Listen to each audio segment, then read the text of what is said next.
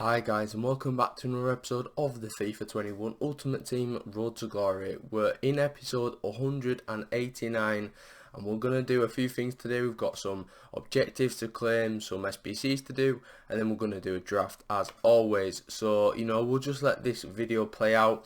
I'm going to actually speak about something that has impacted the football world, obviously the night before for you, because it broke on Sunday night, and you've seen this on Tuesday, obviously. So basically, what has been proposed is that there's going to be basically an elite league for like the top 6 teams in the Prem, 3 teams from La Liga and 3 teams from the Serie A. Now, I think this is absolutely ridiculous. Obviously, the 6 teams from the Prem are going to be Arsenal, Chelsea, Man City, Man United, Tottenham, and whoever else, right? So that's that. The fact that Arsenal and Tottenham are considered a big club now is ridiculous. The fact that they think they've got the right to be in a European Super League is ridiculous. Arsenal have not won anything for ages, and obviously Tottenham have not won anything since 2008, let alone the Prem, not like 19 summer. So it's just ridiculous, and obviously this is all like come down to just money. Every team that competes in this league, if it's going to happen, they're going to receive £3.5 billion. £3.5 billion. Where's this money come from? I'm not trying to be funny, yeah, but League 2 clubs, League 1 clubs, even conference teams, they need that money more than anyone. Like, look at all the Prem teams, they're literally paying 80 million for Maguire and things like that. It's just ridiculous. Yet we've got to scrap out like 20 quid just to survive. It's just ridiculous. Obviously me, Michael Bradford, I'm so like proud to support a team in League 2 at this point, because obviously the greed in the Premier League and the big leagues is just ridiculous.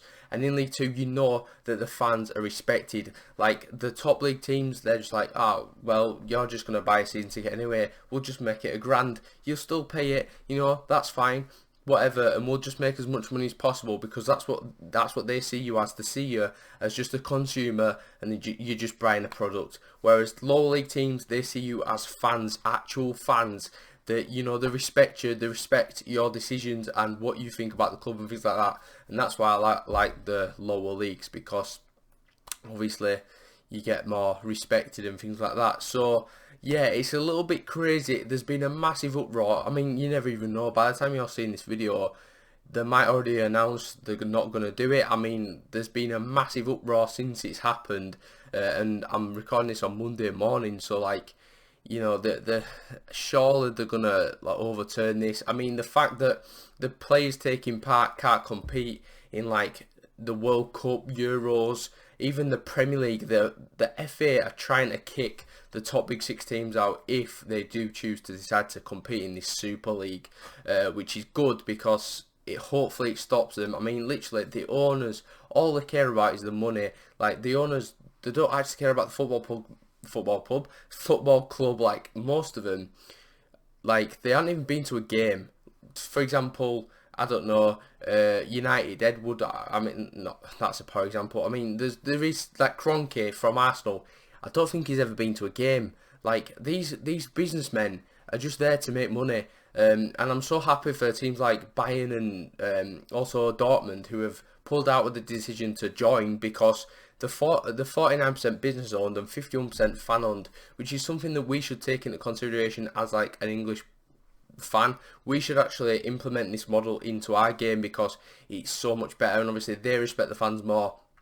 It's actually so disappointing, the fact that the biggest teams in our league, the Premier League, the best league in English football and probably the world, are going to take part in this event. It's absolutely disgusting, if I'm honest with you, and it's really done my head in. And this is the way that football's going, unfortunately. Like, gone are the days like 10-20 years ago, it was just class, wasn't it? Let's be honest. Every stage of football was incredible, and there was that sense of competition. Nowadays, you literally just have the divine right to go play in the Super League, because you're called Arsenal or you're called Spurs, that haven't won anything for so long. But because you've got a good owner that's worth like billions or trillions of pounds, you'll just get put in this massive league, and it's not going to be competitive. The worst thing about it, you don't get relegated. Like, Arsenal will be in that league forever.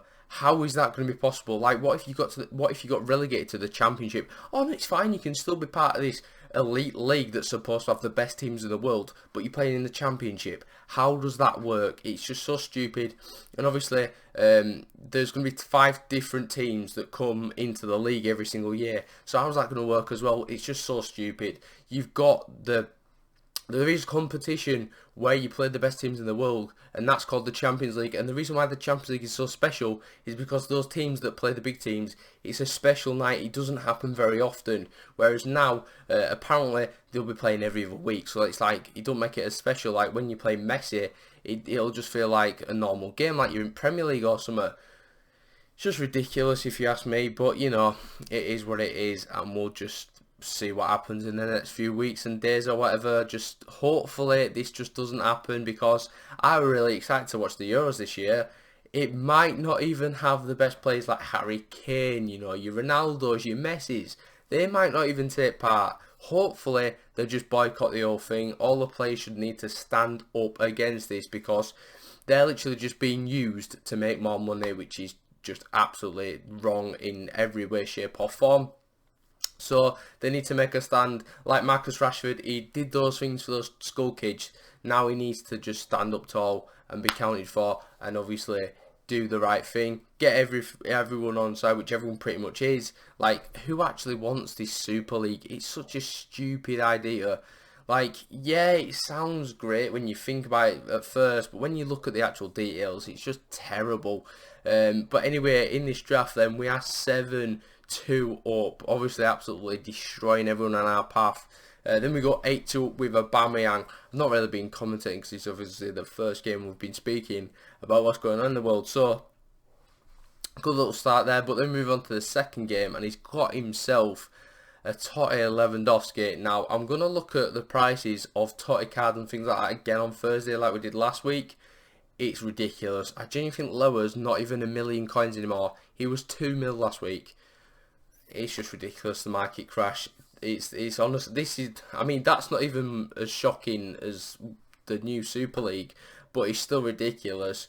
So anyway, we're at 1-1 in this game after Lower equalised, and now Williams is going to come through. Inaki Williams from Bilbao takes the strike, and it's a low-driven finish into the left-hand side of the net, and he's now 2-1 up. This is the second round. I need to do something about it. And Newhouse, he's actually a baller. Pieface loves him, and I think I like him too. He's actually quite good. He's got such a nice card.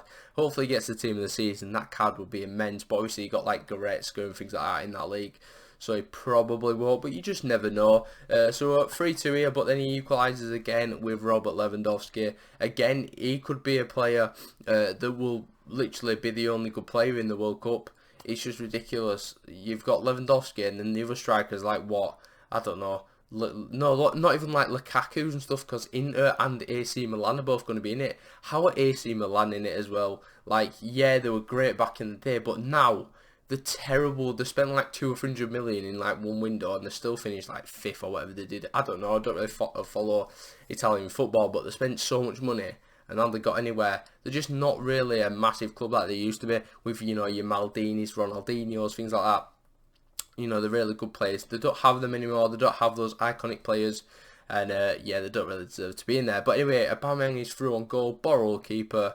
Pretty simple thing to do. Just, honestly, borrow keepers. I'm telling you, it just works, as you've seen. And as a lot of people show you. So, we're into the third round there. And, wow, Drogba is there. We've got Adama, foot birthday there. We've got Inform Neymar, Inform Sanchez, Inform Maximin.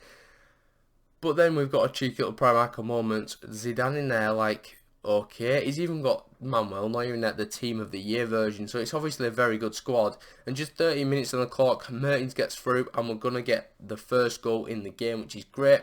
But then obviously, icon moment Zidane is quite good. And he shot near post. I moved my keeper because I thought it'd go far. A lot of people do that. So I just moved my keeper, and he went near post because he saw the movement. So in the 56th minute, we're looking to get that goal, put us in front, and we get that through Aubameyang. He's actually really, really good on this game.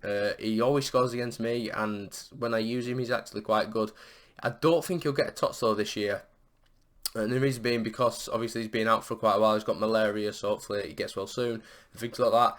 But like, you've got Hurricanes, you've got DCLs, you've got Sons, you've got Ings even maybe. There's quite a few options that could get in over Aubameyang. Maybe even Aguero's been injured, hasn't he, for ages.